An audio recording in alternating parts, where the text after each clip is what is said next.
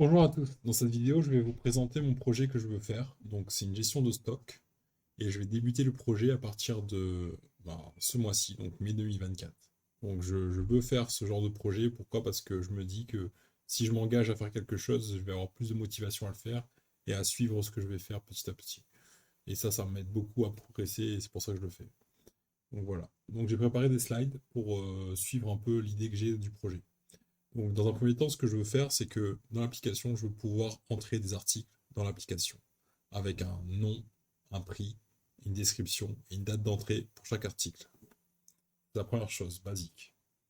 Ensuite, je veux pouvoir entrer des quantités dans l'application, c'est-à-dire des quantités pour chaque article. Par exemple, j'ai un article, si je veux l'ajouter une quantité, je peux cliquer sur l'article et après, je choisis la quantité à entrer, par exemple une quantité positive, bien sûr, et si possible négative. Ça, j'ai dit que si par exemple c'est une quantité négative, je dois mettre une alerte si ça descend en dessous de zéro. Parce que le but, c'est quand même d'avoir des stocks potables, donc pas forcément du négatif. Donc quantité, donc on peut ajouter des quantités aux articles. Une date de modification de la quantité, ça c'est important, de tracer quand est-ce que la quantité a été modifiée, et mettre une alerte si le montant est négatif. Donc ça c'est la deuxième chose. Ensuite, pouvoir visualiser la liste des articles. Donc, une fois que j'ai tous les articles, il faut que je puisse visualiser la liste des articles dans un tableau. Donc ça, il faut que je le fasse, avec peut-être une pagination, mais ça viendra après peut-être. Donc, pour chaque champ du tableau, je veux qu'on puisse filtrer sur la quantité, la date de modification de la quantité, et mettre une alerte si le montant est négatif. Donc voilà. Ensuite, pouvoir visualiser la liste des quantités d'articles. Donc, pouvoir filtrer sur le prix, la description et la date d'entrée. Des quantités d'articles, oui. Pouvoir filtrer sur le nom, la description et la date d'entrée. Oui, ça, c'est bon.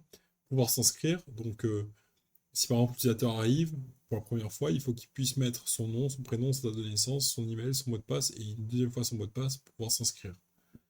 Avec ça, il y a une confirmation. Et j'hésite à envoyer un mail de confirmation, mais ça viendra peut-être après encore.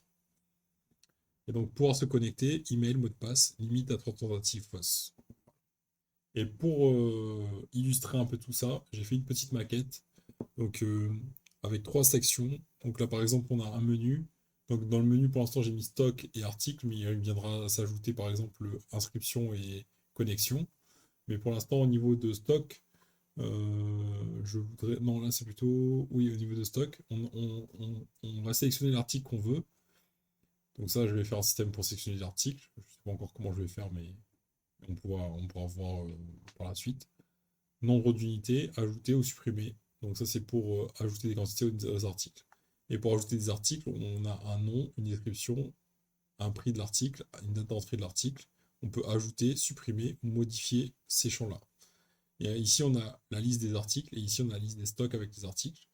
Donc si par exemple, je clique sur un élément dans le tableau, ça va remplir tous ces champs automatiquement. Et je pourrais comme ça modifier plus facilement ou supprimer ou ajouter.